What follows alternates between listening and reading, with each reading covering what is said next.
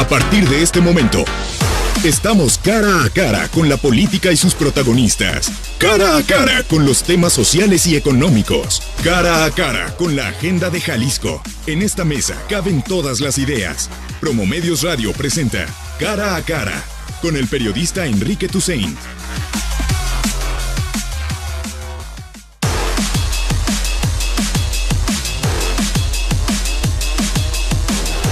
$33 18 80 76 41 el WhatsApp. Son las 9 de la mañana con 5 minutos. Gracias por estar con nosotros. Es el último lunes de este mes de agosto. El próximo viernes ya estaremos en septiembre y ya pasó la famosa ratificación de mandato, el ejercicio de ratificación de mandato al que se someten más de una veintena de alcaldes emanados de Movimiento Ciudadano, el partido con más representación en los municipios en términos de población en nuestra entidad. Un ejercicio que fue atravesado definitivamente por la polémica, por el fuego cruzado entre quienes simpatizan con el ejercicio y quienes se oponen a lo que significó la ratificación de mandato. Los resultados pues son, digamos, inusualmente holgados, si se puede decir de esta forma. Estamos hablando que de los 25 ejercicios, prácticamente en todos el promedio fue, el más bajo fue Jocotepec con 83%, hasta un 92% que tuvo la alcaldesa de Tlaquepaque, Marilena Limón. Es decir, entre el 83% más bajo y el 92% estuvieron todos los presidentes municipales de Movimiento Ciudadano. Enrique Alfaro tuvo el 88%, Pablo Lemus tuvo el 90% de la aprobación. Es decir, estamos hablando de porcentajes altísimos, una participación que apenas en Tlajomulco llegó a la décima parte, a porcentajes, digamos, de participación pequeños, porcentajes que no son realmente significativos o que no son representativos del total de la población. Participó poca gente, no digo que eso haga el ejercicio totalmente desdeñable, pero sí hay que decir que difícilmente 10% pueden ser una representación de lo que significa la totalidad de la opinión pública en la zona metropolitana de Guadalajara. Creo que después del ejercicio, esta ratificación y partiendo de que estamos a 10 días de que inicien las elecciones de 2018, creo que tienen que existir distintos ajustes en el ejercicio para que realmente sea representativo y que no caiga en un ejercicio más de simulación política o de simulación electoral. Primero, es fundamental que se resuelva el problema del árbitro, más allá de que algunos consejos ciudadanos contaban con más legitimidad que otros, en algunos había personajes más involucrados que otros con proyectos de Movimiento Ciudadano. Es importante señalar que no puede haber un ejercicio legítimo, creíble, en donde el árbitro no cuente con el aval total, completo y profundo de parte de los integrantes, de parte de los jugadores, en este caso los partidos políticos y la ciudadanía. Me parece que incluso en la forma en que se promovía el evento parecía que los consejos municipales estaban más a favor de la ratificación que realmente en promover el ejemplo sin importar si ibas a votar por el sí o por el no. Es decir, creo que claramente vimos dentro de los consejos una actitud que no necesariamente abona a la imparcialidad y a la distancia que tienen que tener quienes se encargan de dictaminar y quienes se encargan de calificar una elección como la de este fin de semana, como la ratificación de mandato. Entonces, un punto fundamental es el árbitro. Otro de los elementos que creo que es fundamental es que el ejercicio sirva como un proceso de deliberación entre ciudadanos para ver cómo están reaccionando las autoridades a los distintos problemas públicos. Me parece que en este caso no vimos tal ejercicio de deliberación. Por un lado, el gobierno más interesado en la propaganda del evento. Por otro lado, la oposición hablando de leguleyadas, hablando de temas relacionados con códigos civiles, con tratar de que no se colocaran las urnas, en lugar de tratar de poner un debate sobre la mesa sobre los pros y los contras de los ayuntamientos en este momento encabezados por Movimiento Ciudadano. Es decir, tampoco vimos un proceso de deliberación rico y creo que un ejercicio sin ese tipo de información me parece que no tiene demasiadas garantías democráticas. Y tercero, en ningún lugar del mundo se ratifica, se elige a gobernantes con el 90, 91, 92% de los votos. Esto quiere decir, hay de dos sopas. Una, que salieron solamente los simpatizantes de Movimiento Ciudadano. es decir, que los simpatizantes de otros partidos políticos o los apartidistas en realidad no quisieron participar. O segundo, y esto lo veremos en los análisis posteriores que se van a hacer, pues hubo todo un ejercicio de movilización y todo un ejercicio de presión para que salieran a votar personas que querían ratificar a los presidentes municipales. Hay de dos, a menos de que pensemos que en democracias existen estas mayorías, que nunca las hay, nunca, nadie gana con el 90-92% de los votos, elecciones constitucionales, lo hemos visto al revés, cada vez las mayorías son menores, cada vez las mayorías son menos contundentes, y de pronto hay elecciones como por ejemplo Peña Nieto ganó con el 37% de los votos, Aristóteles aquí en Jalisco con el 39% de los votos, es decir, estamos hablando de que cada vez las mayorías son menos contundentes, son menos holgadas, y sin embargo vemos estos ejercicios en donde los porcentajes son 88, 89, 90, 91. Entonces creo que aquí podríamos hacer una división muy clara, bien por el ejercicio, bien porque los alcaldes de Movimiento Ciudadano se atrevan a que a la mitad de periodo puedan poner su mandato a ratificar por los ciudadanos y que quien esté inconforme tenga la posibilidad de alzar su voz a través de un voto, de una papeleta. Sin embargo, creo que las formas tienen que ser corregidas, pues digamos, de forma contundente. Las formas que tienen que ver con el árbitro, con la organización, con la imparcialidad del árbitro a la hora de tomar decisiones, con las reglas que sean mucho más claras, con la forma en que se estructura la campaña y la deliberación por el sí y por el no. Es decir, creo que si podríamos hacer esa división, creo que en el fondo el ejercicio de ratificación de mandato es rescatable, pero me parece que en la forma, un ejercicio que termina con el 90 y tantos % de aceptación, creo que no es un ejercicio con demasiada autenticidad. Y también hay que decirlo, y es fundamental, aquí la oposición de cara al futuro tendrá que hacer su trabajo. No solamente es salir a medios de comunicación, a redes sociales. Si es cierto, como ellos dicen, que hay tanta indignación en la población con los alcaldes de Movimiento Ciudadano, pues ellos tendrían que ser también un vehículo para poder canalizar esas expresiones y que tuvieran representación en términos políticos y electorales. Entonces me parece que de cara a los siguientes procesos, a los siguientes ejercicios, es importante modificar las formas, que tenga mucha más claridad, mucha mayor transparencia, que sea un ejercicio que surja directamente de la ciudadanía y que no concluya en estos procesos de ratificación que creo que al final no mandan ningún tipo de mensaje claro. Yo creo que ni Lemus, ni Alfaro, ni Limón, ni Uribe se creen que el 88, 90, 91% de su municipio lo respalde en este momento. Tendrán un porcentaje alto, no lo niego, pero no creo que sean estos porcentajes 88, 90, 91, 92%.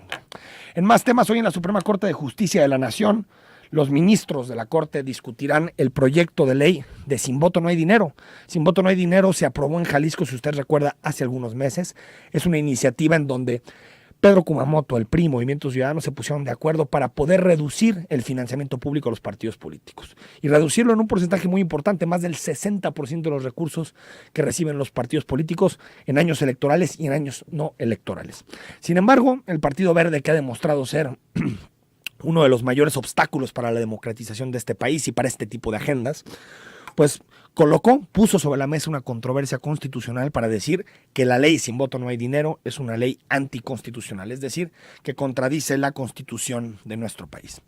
Lo tomó la Corte, aceptó este recurso que presentó el Partido Verde y hoy el ministro Jorge Pardo, un ministro que suele adoptar posiciones muy de status quo, muy conservadoras, presenta un proyecto de sentencia en donde declara inconstitucional la ley Sin Voto No Hay Dinero. Esto no quiere decir que el pleno de la sala vaya a adoptar la postura del ministro Jorge Pardo, pero hay amplias posibilidades de que así suceda. Parece que hay un porcentaje alto en el sentido de que se declara inconstitucional la ley Sin Voto No Hay Dinero y por lo tanto tenga el Congreso de Jalisco que tumbar la legislación y no entre en vigor en los siguientes meses. Creo que la Corte está atendiendo solo un argumento de los dos que están en enfrentamiento. La Corte lo que dice es que la fórmula para dar dinero público a los partidos está en la Constitución y una ley local no puede contradecir lo que señala la Constitución. Sin embargo, lo que también está en la Constitución política es que los estados tienen derecho a definir sobre temas financieros en sus entidades. Y eso incluye el financiamiento a partidos políticos. Me cuesta trabajo entender que los ministros ponderen más una regla de asignación de dinero a partidos y no una de las reglas constitutivas, uno de los esquemas constitutivos de nuestro país, que es el sistema federal. ¿Qué está por encima en este debate? Desde mi punto de vista, tendría que estar el sistema federal, es decir, que los estados puedan tomar decisiones en materia de financiamiento y dinero público sin intervención necesaria y directa de la federación. Mientras no haya violaciones a derechos humanos o a garantías, creo que es fundamental que los estados tengan esta atribución y esta facultad. Estaremos muy pendientes para ver ese tema. También México se pone de frente en un comunicado en la Secretaría de Relaciones Exteriores frente a Donald Trump y su idea del muro. Es decir, creo que comenzamos a ver pues un poquito más de activismo de parte de la diplomacia mexicana frente a Donald Trump, cosa que creo que es positivo. También lo está haciendo la diplomacia canadiense, y seguramente este debate sobre el muro se llevará entre las patas las negociaciones del Tratado de Libre Comercio de América del Norte. Tendremos tiempo para tocarlo más a fondo, pero el próximo viernes Enrique Peña Nieto, que ya está metido durísimo en campaña, presentará su quinto informe de gobierno, su quinto informe como presidente de este país. Haremos el próximo viernes una mesa aquí en Cara a Cara para analizar pues los pros, contras, para analizar qué ha hecho bien, qué ha hecho mal Enrique Peña Nieto en este quinto año de gobierno. Escríbenos 33 18 80 76 41. Estamos en Cara a Cara. A la vuelta platicamos con Erika Loyo. Ella es titular del Instituto Jalisciense de las Mujeres, sobre una encuesta que conocimos hace algunos días que tiene que ver con violencia contra las mujeres. ¿Cómo estamos en México, y después de muchos años de discutir este tema, cómo estamos en materia de violencia contra las mujeres? Regresamos.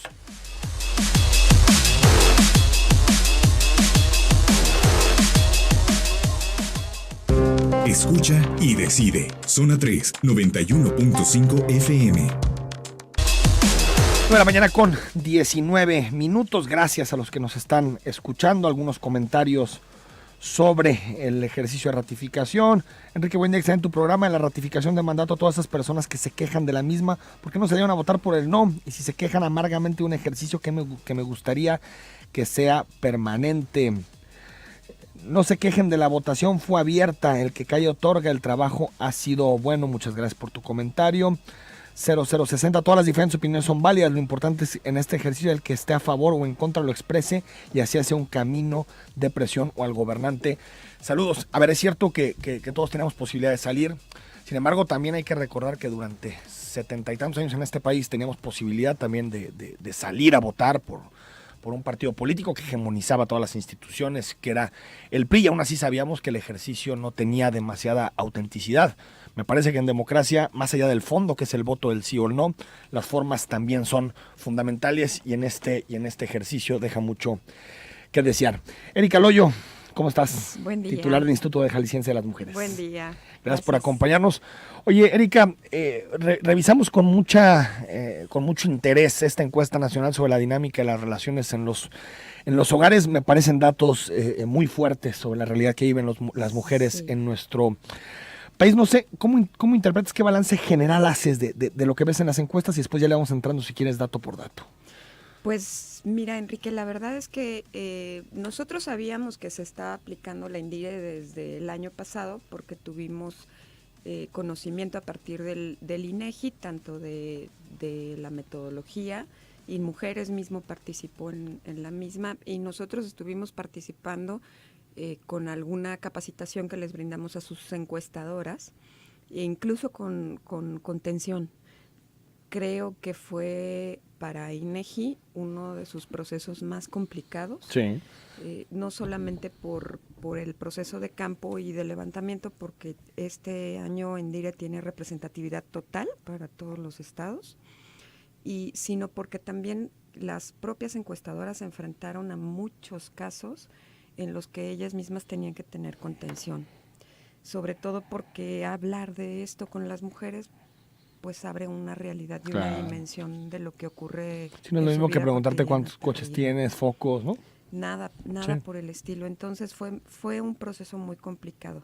Al margen de eso, y habiéndolo dicho, porque es de felicitar todo el ejercicio que hizo INEGI a nivel nacional, pues uno que está formado para hacer hablar a los números desde hace muchísimo tiempo a partir de la estructura académica que tiene, puede darse cuenta con los datos que se van refiriendo que hay tendencias que suben, ¿no? Y que hay tendencias que también se pueden más o menos controlar. La violencia en contra de las mujeres, como se mide en esta encuesta a partir de percepción o de eventos ocurridos en el último año o a lo largo de su vida. Sí, pero es una construcción personal, ¿no? No son casos que identifica el Ministerio Público, claro. Así es, una construcción personal, y como es percepción, pues evidentemente iba a tender hacia la alza, sobre todo cuando estás en un sexenio en donde has tocado esto de manera recurrente, en donde el eje transversal es la igualdad, en donde se ha visibilizado y desnaturalizado este tema, y se reconocen aún más todas y cada una de las circunstancias de violencia que pudieron haberte ocurrido en el último año o a lo largo de tu vida. Entonces, sin duda es un tema que, al ser también estructural, pues era evidente que nos mostrara este tipo de números.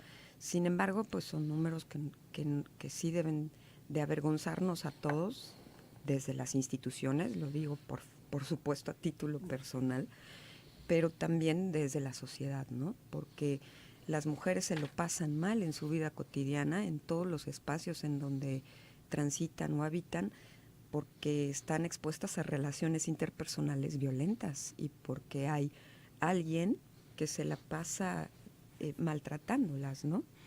Y esto debería de sentar un alto en el camino y revisar, por supuesto, porque no, estamos en un buen momento para hacerlo, cómo deben de aterrizarse mejor las políticas públicas de prevención, no solo las de atención que nosotros tenemos. Porque también hay un dato que nos asusta, que es que el 88% de las mujeres que dice haber tenido algún evento de violencia en su vida no denuncia o no solicita ayuda por considerarlo que fue algo sin importancia o que no la afectó. Y esto es verdaderamente terrible, porque por más que desnaturalicemos o por más que saquemos de la vida cotidiana esto, pues es muy importante. Pero es un proceso complejísimo eso, ¿no? Sí, es muy Porque pasar de agresiones que vives en tu entorno más cercano, con tu familia, a denunciar, para muchas personas pues significa un paso muy difícil de asumir. Yo también entiendo a la gente que no lo hace, no justifico de ninguna manera, siempre hay que denunciar la violencia, pero entiendo a alguien que de pronto sufre violencia en su hogar y no lo hace por sus hijos o no lo hace para mantener una cierta estabilidad.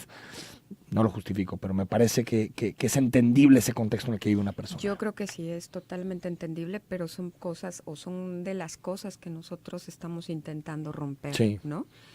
A partir de poder agilizar los procesos que nosotros tenemos, porque también hay que decirlo, hay muchas mujeres que al momento de animarse a hacer su denuncia, después ya no ratifican y no se someten a los porque igual ya le fueron y piden disculpas o no, y dijo, o porque bueno, algo lo olvido, pasó en el camino, o prefirió ya no dijo, seguir la ruta. Pues es que es muy largo el tema, ¿no? Tiene uno que pasar por muchas cosas, entonces pues desisten. Oye, Erika, socialmente, ¿tú crees que, más allá de lo que podemos decir, digamos en términos públicos o con nuestros amigos, ¿tú crees que a esta sociedad le importa la violencia contra las mujeres realmente? Es decir, ¿tú crees que es un tema que, por ejemplo, importa la forma en que emites votos, que eliges candidatos, o para elegir la educación de tus hijos, hijas? Es que no sé, me parece que en la superficie está mucho el debate, pero abajo siento que todavía nos sigue movilizando demasiadas pasiones en la sociedad, si se puede decir de esa forma. La defensa de los derechos de las mujeres. Desde la visión sociopolítica te diría que no.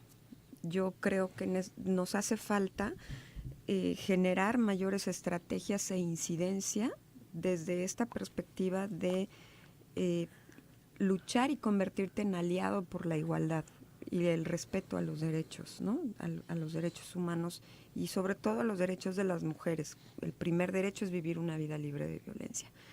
Pero esto significa un cambio, una modificación de los estereotipos, un cambio sociocultural, un cambio que te obligue a que tus pasos en materia de cultura, sociopolítica, todo lo que te estructura, pueda generar un paso de acompañamiento, ¿no? No solamente de reconocimiento e interiorización, sino también de acompañamiento y transformación. Creo que esa es la parte que nos hace mucha falta activar. Me parece que la reforma educativa y el nuevo modelo educativo contemplan un eje muy específico sobre igualdad. Ya la Secretaría de Educación Pública venía realizando muchas acciones en este sentido, pero no estaban como un eje parte de la reforma y transversalizado de esta manera. Las acciones que se van a emprender de ahora en adelante no solamente serán las charlas, las pláticas o los cursos que se han venido dando, sino que serán más a profundidad sobre los Y es un eje, ¿no? Educativo en su conjunto, tal la cual. igualdad. Y No solo entre hombres y mujeres, sino entre todos, ¿no? Eso creo que es una gran apuesta, porque al final es parte de lo que nos va a ayudar. No solamente incidir en momentos o en espacios y dejar una charla o un curso ahí, sino que sea un eje de la formación de nuestros niños, de nuestras niñas y de que serán en algún momento futuros padres, madres o parejas de alguien, ¿no? 2 de cada 3 mujeres dicen haber sufrido violencia, Erika.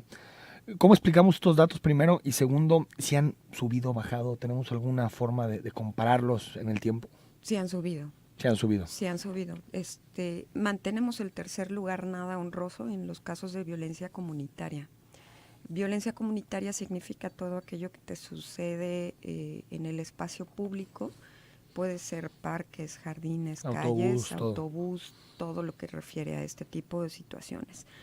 Esto conlleva también a que ya se pueda agilizar todos los temas que tienen que ver con el acoso callejero, con la tipificación del acoso callejero como un delito, que ya es un debate que tienen mujeres a nivel nacional, sí, ¿no? O sea, si lo metemos desde el nivel nacional es mucho más fácil para los estados transversarlo y reflejarlo en las leyes y reglamentos, porque aunque ya hay una iniciativa dentro del Congreso del Estado para esto, pues digamos que no ha generado el debate lo suficientemente consolidado.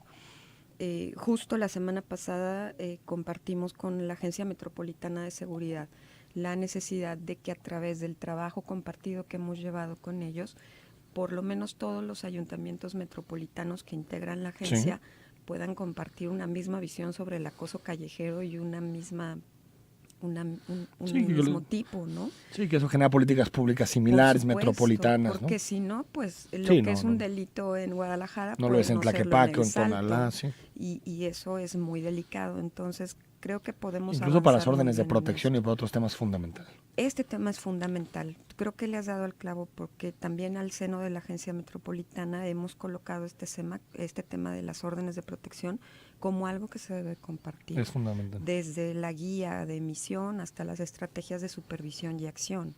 Porque una mujer vive en Guadalajara y puede estar ahí protegida, pero trabaja en Tlajomulco. Y ese trayecto nadie lo vigila. Y en ese trayecto pueden pasar muchas cosas que son muy delicadas.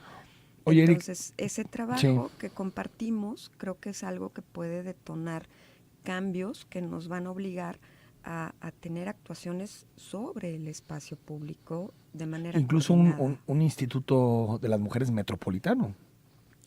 A mí no me parecería ilógico, porque incluso hemos estado trabajando, hoy tenemos un panel con el IMEPLAN. Lo del Urban Thinking, ¿no? Ajá, sí. Todo eso. Que tiene que ver con cómo estamos creando a las ciudades con una perspectiva de género. Estará Caro Toro con la visión de la nueva ley de planeación urbana, con quien hemos debatido cómo introducimos la perspectiva de género transversada en toda esta ley. No es un asunto menor, no estamos hablando de una ciudad exclusiva para las mujeres, pero estamos hablando de un pensamiento urbano y de una ciudad y un desarrollo del territorio donde las mujeres se lo pasen mejor, porque son las que más se mueven de manera constante en el territorio de la ciudad, porque van a recoger a los hijos, porque van de compras o por lo que sea. Y aunque no lo hicieran, ¿no? Es mera dignidad. Así es. 44% de los agresores contra las mujeres son las propias parejas. Erika, más allá del espacio público, que es un debate fundamental, en la casa sigue habiendo la mayoría de los problemas. La casa sigue siendo el espacio en donde más las mujeres son agredidas, ¿no? Son agredidas por su pareja, pero ahora la INDIRE refleja la violencia a la familia extendida, que es un dato nuevo. ¿Qué significa esto? Pues que cuando no es la pareja es el primo, el tío o la tía, el padre o la propia madre. estamos hablando de que las relaciones de violencia hacia las mujeres están siendo vertebradas como una cultura normalizada de trato. O sea, no hay un buen trato. Ya ves, ya ni siquiera alguien se da cuenta que está agrediendo a una mujer con ese comportamiento, con esas palabras, tal vez. Por supuesto. Entonces, tenemos que visibilizar también estos asuntos de la familia extendida y tratar de que las relaciones de buen trato sean distintas entre todas y entre todos. Aunque ha habido una disminución muy ligerita de los casos de violencia con la pareja en relación de pareja. Sí, que hay unos 3, 4 puntos, ¿no? Sí. Eso es muy poquito, sí, pero es un indicio, y es un indicio de que puede haber una modificación dentro de la estructura y de las relaciones de pareja. Pero también es un indicio de que tenemos que trabajar con los hombres, que no solamente son la pareja, sino que también son parte de la familia extendida, ¿no? Vamos al corte, estamos con Erika Loyo. Escríbenos, ¿qué explicación le das a la violencia contra las mujeres? ¿Es cultural, social? ¿Tiene que ver con las leyes, con la impunidad? Danos tu opinión, 33 18 80 76 41. Estamos en Cara a Cara.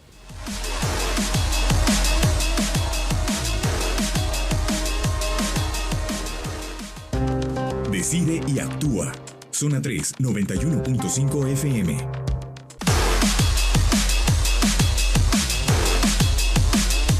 De la mañana con 37 minutos. Gracias por estar con nosotros. 33 18 80 76 41. Estamos en Cara a Cara platicando sobre los resultados de la encuesta nacional sobre la dinámica de las relaciones en los hogares, que lo que ilustra con mucha claridad es la violencia contra las mujeres, las agresiones contra las mujeres que sufren todos los días, tanto en el espacio público como en el espacio privado. Y para comentar esta encuesta está con nosotros Erika Loyo, titular del Instituto Jalisciense de las Mujeres. En el asunto, Erika, de la calle, ¿qué más se puede hacer? Ya hablábamos de la Agencia Metropolitana de Seguridad, de armonizar ciertos temas, por ejemplo, en las órdenes de protección. Porque uno piensa, si estos porcentajes son tan altos, pues no hay policía, no hay agentes del Ministerio Público, no hay forma pues de tener custodiada a cada mujer que recibe violencia en nuestra ciudad. ¿Qué hacer para atacar este tema, pero al mismo tiempo pues adaptarnos a lo que tenemos, ¿no? En términos policíacos y del Ministerio Público? Sí, claro, porque nunca te va a ser suficiente lo que tengas en los cuerpos de seguridad para poder cuidar a cada mujer, ¿no? Violentada. Estos temas, pero sí podemos generar estrategias que nos permitan compartir ciertos criterios. En este momento están entre la Fiscalía, entre la Secretaría General, el Instituto de las Mujeres, y lo vamos a compartir con la Agencia Metropolitana. Estamos elaborando el protocolo o la guía de seguimiento y estrategias de órdenes de protección. ¿Esto qué significa? Que podamos compartir criterios unificados con las comisarías de las policías metropolitanas, con sus áreas de prevención, con algunas áreas que tienen en ciertos municipios que se dedican solamente al tema de las órdenes de protección, su seguimiento. Hablo de las áreas de la Policía de Guadalajara, de Tonalá, hasta donde tengo entendido. Entre que una mujer, perdón, Erika, empieza a tramitar denuncia y un juez le otorga una orden de protección y al final se termina operando esa decisión, ¿cuánto tiempo pasa entre la denuncia y en promedio y la acción que decreta el juez? Depende mucho del tipo de orden de protección que se le dé. Pueden darle una orden de protección de manera inmediata, pero el tema es cuánto duran. Pueden durar 24 horas, pueden durar 3 meses. Ha habido muchos casos que entre la denuncia y que sea la orden de protección ocurre el mayor nivel de violencia. Así es. Y en ese momento tienes que buscar una red de apoyo para que la mujer no esté cerca del agresor. Y que tampoco, como decía también el propio fiscal, confíen que el agresor va a cambiar. No va a cambiar. Una gente que amenaza con matar a una mujer no cambia. Y por tanto no hay que acercarse a él o no hay que permitir que se acerque a la mujer.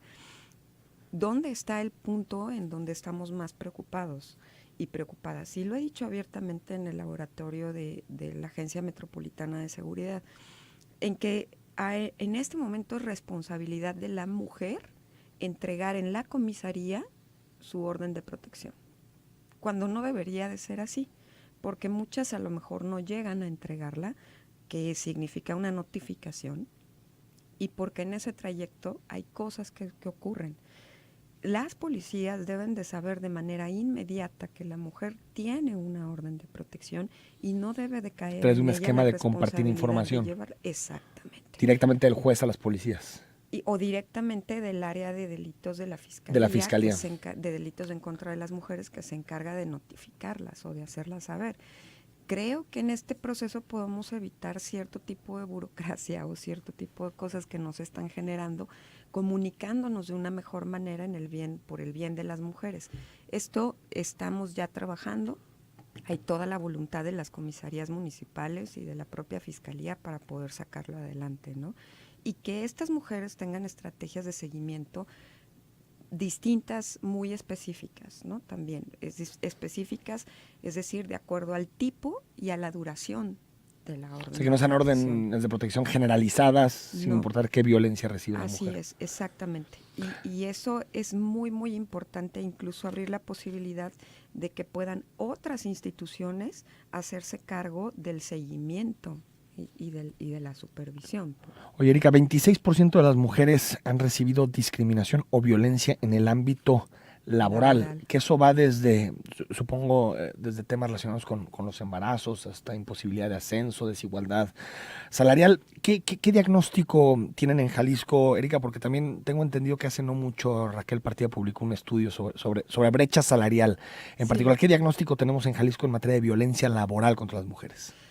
El tema de la brecha salarial está ya visibilizado. Somos el único estado a nivel nacional que se animó a sacar su propio estudio. ¿20% la brecha? 19.3, si no mal recuerdo, 20%, sí, que es igual que el nacional. Entonces, ya hay ciertas estrategias que la Secretaría del Trabajo está poniendo en marcha para poder atenuar este tema. Sin embargo, creo que nos hace falta, y eso hay que reconocerlo, trabajar en algunas estrategias mucho más focalizadas a partir de los resultados de la incidencia de violencia laboral, que no solamente está focalizada en el tema de que si te piden o no, que compruebes si estás o no embarazada, la prueba de gravidez, ¿no? Que eso por ley ya no debe de ocurrir, pero tiene que ver también, insisto, con las relaciones de buen trato, porque por primera vez esta encuesta identifica cuántos agresores han tenido a lo largo de un año las mujeres en su vida laboral y identifican que mínimo son 3 y ponen en primer lugar a los clientes. E insisto, entonces hay que ver... O sea, que llegan con una mujer que los atiende o algo y la tratan mal. La discriminan. Y la discriminan. Entonces, todo este tipo de situaciones también dependen, y hay que asumirlo, de que las cámaras puedan aliarse junto con nosotros en un trabajo muy enfocado en disminuir la violencia o el maltrato hacia las mujeres. Y de pronto visibilizarla públicamente es muy efectivo. Claro. Porque nos damos cuenta que sí, que eso que ocurre en el espacio privado es violencia. Claro. La 10ª parte de las mujeres, Erika, dice haber sufrido agresiones sexuales en los últimos 12 meses. ¿A quién afecta este tipo de agresiones sexuales? Estamos hablando de qué edades, si son menores, mayores de 18 años. ¿Y qué se está haciendo en Jalisco porque a mí me parece una cifra altísima, 10%, que supongo que va desde el acoso hasta violaciones? Sí, cuando hablamos de la violencia sexual, hablamos desde el acoso, el lenguaje, ¿no?, que se utiliza, el piropeo y todo este tipo de cosas. ¿Un piropo puede ser considerado como agresión sexual? Sí. Dependiendo del... Siempre hay polémica en el sentido de qué piropo es agresión sexual y cuál no. Creo que eso es parte de lo que no hemos logrado tener. Pero también hay que utilizar el sentido común ahí, ¿no? Pero eso es un tema de sentido común. Hay mujeres a las que no les gusta. Yo creo que la agresión la recibe uno, entonces quien tiene que poner el límite es uno, ¿no? La violencia que más debería de preocuparnos como sociedad es la violación sexual. Sí, claro. Que ahí sí es y resultados no los mejores, por ejemplo, si lo diseminamos por municipio, vemos algunos donde se han ido arriba las violaciones. Incluso en Tonalá, nos decía el otro día el alcalde, que ya tenían identificado un grave problema de violación. Pues ese es un tema terrible, porque además no solamente tiene que ver con lo que pasa dentro del hogar, porque muchas de las mujeres son violadas sexualmente en el espacio público. Sí, de acuerdo. En senderos que no están bien iluminados, en calles que no tienen seguridad, en un montón de espacios. Y que hay siempre por gente en la que confían, ¿no? Es un modus operandi, ¿no? Es uno de los tantos, pero también hay muchas que son violadas por gente que no conocen, que pueden Ir pues, caminando ser por la gentes que se calle, ir al atravesaron en su trabajo de camino. noche. Tal cual. Y este es un tema que sí también nos preocupa muchísimo, porque la violación sexual también es la antesala a la violencia feminicida. Y eso es lo más complicado que puede existir, pero además, O sea, ¿sí ven un vínculo sí, claro. entre violación y después feminicidios? Sí, por supuesto que sí. Y este tema nos debe de preocupar a todas y a todos, porque además todas las violencias en contra de las mujeres se pueden evitar, pero es terrible que tú no tengas las calles o los espacios públicos con tal nivel de seguridad que puedan evitar una violación sexual o una violencia sexual. Y también ocurren al interior de los hogares, que esto es algo que no nos puede resultar ajeno. Entonces, Incluso creo que la mayoría ocurren al interior de los hogares, sí. de las investigaciones. Y los rangos de edad están en esta encuesta que se aplicó a partir de los 15 años, entre los 15 y los 34, si no mal recuerdo, pero cuando se habla de violaciones sexuales, el rango se extiende hasta los 45. Hasta los 45 años. Y estamos hablando de edades muy difíciles. Pues, ¿a quién afecta? Pues nos afecta a todos como sociedad, porque una mujer que ha sufrido una violación es un trauma de por vida, es ¿no? un trauma de por vida. Sí, Es es algo, muy difícil es salir. algo que es difícil de superar y que te llevas en tu vida cotidiana y en todas tus actuaciones de manera diaria. Al agresor, ¿no? Bueno, la mañana con 47 minutos, vamos al corte, leemos los WhatsApps y terminamos la entrevista con Erika Loyo.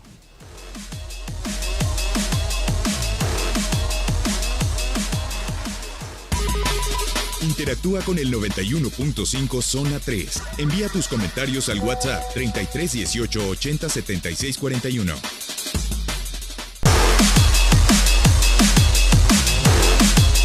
Bueno, mañana con 50 minutos antes de leer los mensajes, que hay muchísimos sobre esta plática que tenemos con Erika Loyo y también sobre la ratificación de mandato. Erika, a ver, 10 entidades están por encima del promedio nacional en materia de violencia. Uno es Jalisco. Sí. No sé si ya podemos hacer una evaluación de la alerta y pues de alguna forma llegar a la conclusión de que la alerta no ha dado los resultados esperados. Pues de más de que lleva 1 año y medio. Sí. La alerta. Mira, yo tendría una opinión distinta, desde la perspectiva en la que entiendo la alerta de una manera diferente. Sí. La alerta no necesariamente significa acciones, significa sí acciones inmediatas, pero sobre todo son acciones estructurales. Yo creo que las alertas funcionan. ¿Cuál es mi perspectiva? Pues funcionan porque llegan un momento de corto plazo en el que todas las instituciones implicadas en los temas se ponen a trabajar sí o sí, cosa que si las dejas sin la presión de un mecanismo como este, se dejan al vacío o a la buena voluntad de las personas. En este momento, por ejemplo, que estamos respondiendo y atendiendo el informe de la alerta de violencia de género de la CONAVIM, de Gobernación, pues hemos tenido ya 3 sesiones de trabajo con las organizaciones solicitantes y el grupo de trabajo, cosa que no es menor, porque nos estamos sentando a dialogar. Son sesiones difíciles, muy rudas, en las que cuesta a veces mucho trabajo entender que tienes problemas y que los tienes que resolver. Y a veces no son suavecitas, porque los tonos no son suaves. Pero es el único espacio en donde la Secretaría de Salud se ha sentado con ellas a trabajar en el programa de la norma 046. La propia Fiscalía se ha sentado a trabajar diagnósticos, ha abierto la puerta para que se abran algunos temas o algunos expedientes. Es decir, funcionan en ese sentido, en el que hacen posible que haya un cambio en las estructuras para que de ahí tú puedas aterrizarlo después te enfrentas en otro nivel. A los problemas que siempre hemos tenido. Claro. Ministerios públicos que les cuesta trabajo investigar, Exacto. Policías que les cuesta trabajo detener con apego a los derechos humanos, jueces que de pronto no toman las decisiones más justas. La alerta no cambia eso. La alerta no cambia eso, pero lo que sí ha provocado, por ejemplo, en el Poder Judicial, te pongo de ejemplo, pues ha habido una serie de capacitaciones a todas las juezas, jueces, secretarios, secretarias, a toda la estructura del Poder Judicial para que empiecen a juzgar con perspectiva de género. Y no es solamente decirlo como dice, como está escrito o como lo pone la Corte. Y aparte con los tribunales. Es con prácticas, Yo creo que si hay un espacio muy machista es el de los jueces y los magistrados. Prácticos y los hacen visibles y sus bases de datos ya tienen esa perspectiva. Eso es un cambio estructural y eso ha sido provocado por la alerta. Por la alerta. Así es que a mí yo tengo una opinión distinta. A nosotros nos ha servido para... Rosalinda Pineda te pregunta, ¿hay alguna oficina en donde pueda hacer una denuncia de acoso laboral, ya sea de compañeros de trabajo o del jefe? Sí, en la Secretaría del Trabajo tienen un espacio en donde se atienden las denuncias sobre acoso o hostigamiento laboral. Si trabaja en la administración pública, ya existen las unidades de igualdad que están dentro de los espacios de la administración pública y que atienden estos temas con perspectiva de género. Julio Layo te pregunta, hola, buen día, ¿por qué no se ha pedido la alerta de género en Tlaquepaque? Enrique Tucen menciona también que en Tlaquepaque hubo acarreo mototaxi, luego dicen que no tienen contacto. Nota de mural de ayer, excelente programa, gracias, dice Julio Olayo. ¿Por qué en Tlaquepaque no? No, ¿Sí hay Tlaquepaque alerta en está Tlaquepaque? incluido dentro de los municipios De que zona están en metropolitana. observación Ahí de está, zona ahí está tu metropolitana. respuesta. 8652 dice, ¿la violencia psicológica es la peor? Sí. Y que repercute a todo el mundo, totalmente de acuerdo, y no habíamos tocado el tema. Incluye a la familia completa y no es castigada porque no te creen a la hora de denunciar y pedir un alto con ayuda legislativa, pero por no llevar moretones, no sangrando al querer denunciar, no hacen más que tomar tus testimonios para las estadísticas. El Instituto de las Mujeres no es más que otro sitio de burocracia, no hay delicadeza, sensibilidad, todo es trámite y maltrato. Por las mismas mujeres de atrás de escritorio te envían a seguir trámites y trámites en otras oficinas por Avenida Alcalde. ¿Les quiero responder? Sí, mira, nosotros en el Instituto Jalisciense de las Mujeres atendemos todos los casos que tienen que ver con la violencia, pero tenemos un ámbito de acción muy limitado.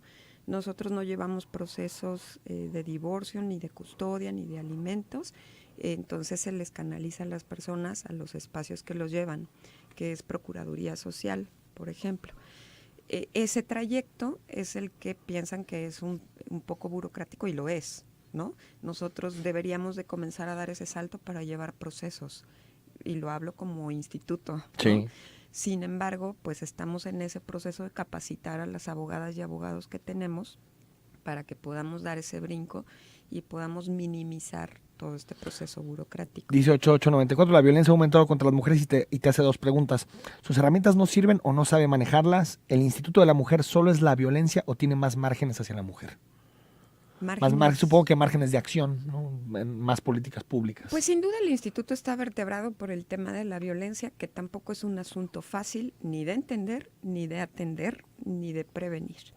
Lo que nosotros tenemos a partir de eso es también varias acciones que generamos en torno a los temas de igualdad sustantiva entre hombres y mujeres y que significan, por ejemplo, participar en los temas de planeación urbana y desarrollo con perspectiva de género, participar en los temas de igualdad sustantiva, estamos por lanzar el programa de prevención en nuevas masculinidades alternativas, ¿no? Que sí le tenemos también muchas ganas. Estamos en el tema de empoderamiento, capacitación, es decir, los temas son muy, muy amplios, pero sin duda, pues sí, la violencia es lo primero, ¿no? Es lo vertebral. 2214, me parece bien la ratificación de mandato, pero sí me gustaría que fuera más profunda, más analítica. Creo que un ejercicio que todos los gobiernos deben de seguir. Total, mientras los funcionarios hagan su trabajo, el que nada debe, nada teme. Y en relación a lo profundo, estaría bien también incluir otras boletas, seguridad, incluir boletas relacionadas con medio ambiente, políticas públicas. Creo que haría más rico el ejercicio. Dice, estoy de acuerdo de que haya sanción siempre y cuando se atente contra la vida y la integridad de la ofendida, mas se me hace la verdad exagerado que se castiga a alguien solo por decir a una mujer que te gusta, que se ve bonita. No sé dónde está la línea entre un cumplido con el morbo y la perversidad. Siempre es una línea bien compleja, bien difusa. Muy compleja. Siempre hay un debate y muy sobre delgada. eso. Pero yo también, si te soy sincero, yo tampoco soy prohibicionista. Yo creo que ese tipo de cosas tienen que ser debatidas en el espacio público. Lo mismo lo digo con ese grito homofóbico en los estadios o con algunos gritos racistas que me ha tocado escuchar en el fútbol. Creo que la mejor manera es que socialmente condenemos ese tipo de prácticas, pero no creo que las sanciones en ese tema sean lo mejor. A mí me parece que esa vía es la correcta, por eso lo que intentamos es promover también la cultura del buen trato y el respeto a los derechos humanos, lo cual significa seas lo que seas, tienes que vertebrar acciones a partir de eso, ¿no? 70, buen día. Tristemente la violencia de mujeres se sigue dando desde casi después cuando se presenta la denuncia a las autoridades, desde solicitar el parte médico, después a la gente del Ministerio Público que te pregunta varias veces si estás segura del proceso que vas a realizar y por último que no existe seguimiento a la denuncia y te dicen que existen 1000 denuncias, después la gente del Ministerio Público pasa la información de la víctima al imputado por dinero, donde existe el resguardo de la víctima si las mismas autoridades revictimizan a la víctima. Buen programa. Es un tema que ahí está el nosotros asunto central, yo creo. atendiendo, sí, ¿no? Es lo que dice. Y que es parte de lo estructural, que es la complejidad del asunto. Una cosa es cambiar los procedimientos, las leyes, los reglamentos, las normas, pero otra cosa es bajar y capacitar a todo mundo que está ahí para que pueda modificar. Claro, eso es otro mover un tema, barco, ¿no? Zenaida Cervantes, buenos días. Yo creo que la violencia contra la mujer radica en la educación machista que muchas mamás dan a sus hijos varones. Además, son muy cobardes y he sabido en muchos casos que cuando la mujer reacciona y amenaza también al hombre, en muchas ocasiones deja de agredirla. Además, en Jalisco hay mucho machismo, más que en otras partes de la República Mexicana. Magnífico tema. Felicidades, pues sí, la educación es fundamental, ¿no? Están las dos partes, la impunidad y la educación. También por eso creo que también apostarle a este tema que estamos por emprender, que es las nuevas masculinidades alternativas, lo cual significa capacitar y prevenir no solo en hombres a que tu masculinidad sea diferente, claro, y rumbo a una cultura de igualdad, sino también a las mujeres. Eso, es un tema en general. Erika, gracias por estar aquí con nosotros. Nos quedan algunos temas de platicar, un placer platicar contigo, Erika. Nos vamos. Mañana está con nosotros el alcalde Alberto Uribe de Tlajomulco para hablar sobre el proceso de ratificación de mandato. Soy Enrique Tuceni, hasta mañana.